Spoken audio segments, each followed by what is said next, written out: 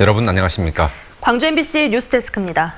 북한의 김정은 위원장이 참석할 수도 있다는 한아세안 특별정상회의가 오는 11월 부산에서 열립니다. 광주도 후보 도시 중에 하나로 검토가 됐었는데 결국엔 탈락했습니다.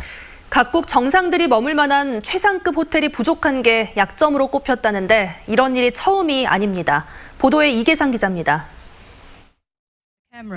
아세안 10개 나라 정상들이 참여하는 한아세안 특별정상회의가 오는 11월 부산에서 개최됩니다. 지난해 말 개최 도시를 결정하는 과정에서 광주를 포함한 5개 도시가 실사를 받았습니다. 아시아 문화 중심 도시 광주가 개최 도시로 유력하게 검토됐지만 최종 심사에서 낙점을 받지 못했습니다. 각국 정상이 머물 수 있는 특급 호텔이 턱없이 부족하다는 게 가장 큰 실패 요인입니다. 비슷한 수준의 방을 확보를 해야 되기 때문에 그 참석한 그 정상들을 다 채울 만큼의 특급 호텔이 없어가지고 저희들이 유치에 실패를 했습니다. 대규모 국제회의나 전문 심포지움이 광주에서 개최되지 않는 것도 비슷한 이유입니다. 올해로 16번째 열리는 세계 한상대회는 광주에서 고작 한 차례 열리는 데 그쳤고 국제의학 심포지움을 광주로 유치하는 계획도 번번이 실패하고 있습니다. 현재 광주에는 5성급 호텔이 없는 데다 4성급도 2개뿐이고 관광 호텔도 10여 개에 불과해 조건이 까다로운 국제 행사는 사실상 개최하기가 어려운 실정입니다.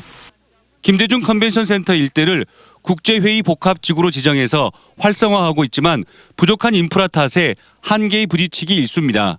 국가적인 틀, 제도 이런 걸 활용을 해서 광주의 그 관련 인프라 시설들을 좀 확충하는 계기가 됐으면 좋겠습니다.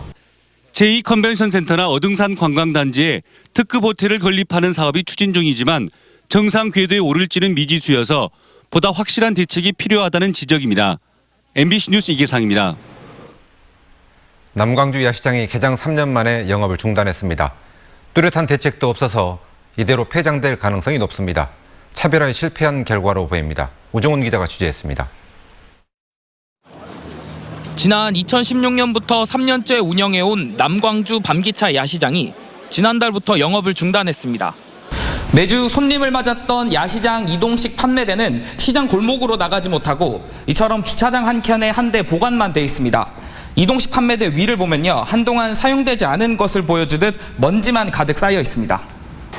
하루 10,000명에 달했던 방문객이 최근에는 100명으로까지 줄어들면서 어쩔 수 없이 영업을 멈추게 된 겁니다.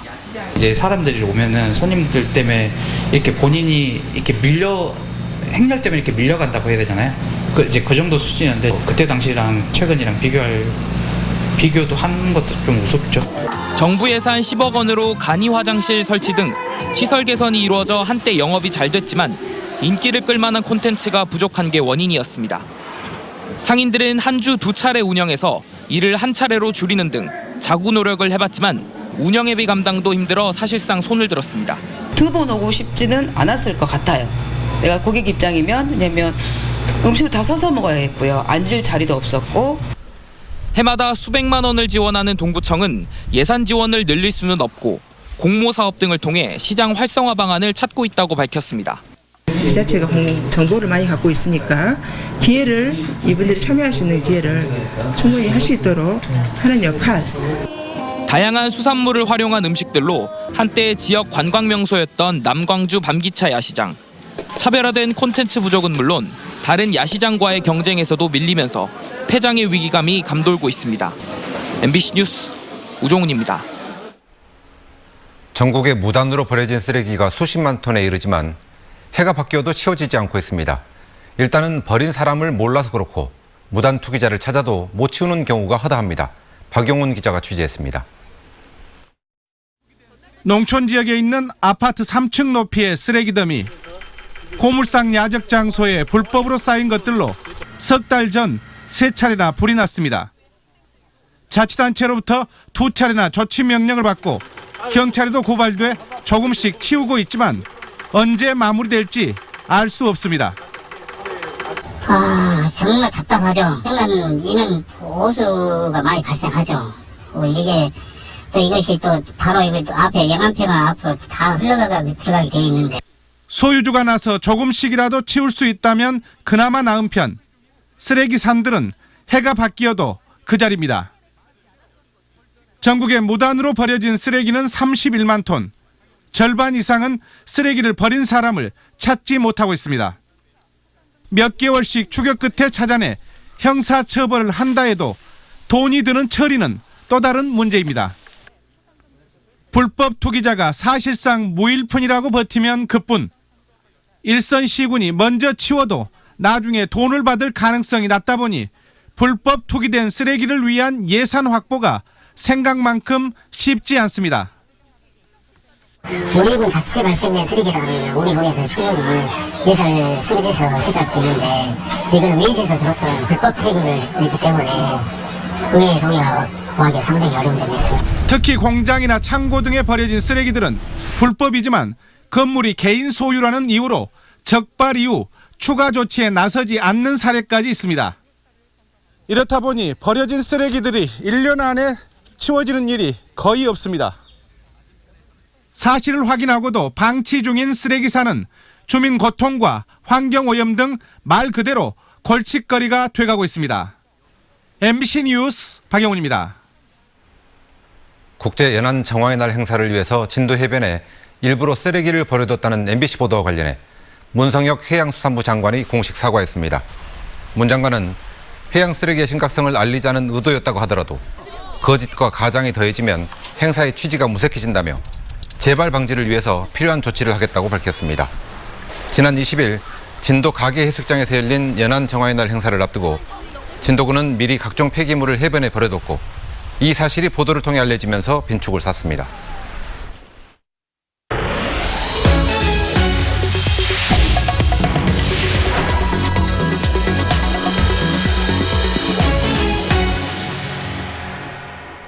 전라남도의 지원을 받는 소프트볼 실업팀 코치가 실제 훈련을 하지 않은 채 지원금만 받아왔다는 의혹이 불거졌습니다.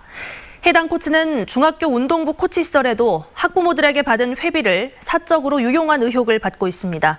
조희원 기자가 취재했습니다. 순천의 한 중학교 전직 소프트볼 코치 A씨가 고등학교 학부모들로부터 회비를 받아 사적으로 유용했다는 의혹이 불거진 건 이달 초. A 코치는 올해 3월 전남도지사를 수장으로 하는 전남도 체육회 소속 여자 소프트볼 팀이 출범하면서 실업팀으로 자리를 옮겼습니다. 그런데 A코치와 소속 선수 11명이 그동안 훈련도 하지 않은 채 지원비만 받아왔다는 의혹이 불거졌습니다. 부산 시합 때 그때 다 얼굴을 처음 봤어요. 그 이후도 다 같이 모인 적이 없어요. 그거를 저보고 쓰라고 시켜서 제가 써서 작성해서 보냈어요. 전남도 체육회에 해당 팀의 훈련 일지를 요청해 확인해봤더니 취재진이 입수한 자료와 같았습니다. 실업팀이 3월부터 매일 훈련을 했다는 고등학교의 학생들도 실업팀 선수들을 본 적이 없었습니다. 허위 훈련 의혹이 불거지자 감독과 선수들이 말을 맞춘 정황도 드러났습니다. 체육회에서 전화해 어디서 운동하냐고 물어보면 모 고등학교와 중학교에서 했다고 말해달라는 대화를 주고받았습니다. 채팅창에는 실업팀 소속 선수 11명이 모두 있었습니다. 상황이 이렇게 되도록 전남도 체육회는 훈련 지원비만 주고 6개월이 지나도록 현장 점검은 단 한 차례도 하지 않았던 것으로 드러났습니다.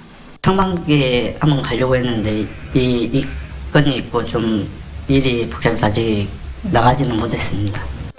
그 부분은 저희도 지금 확인을 다시 하려고 하고 있습니다. 선수들에게. 근데 이게 개인적인 카톡 내용이기 때문에 저희가 좀 접근할 방법을 지금 생각을 하고 있습니다.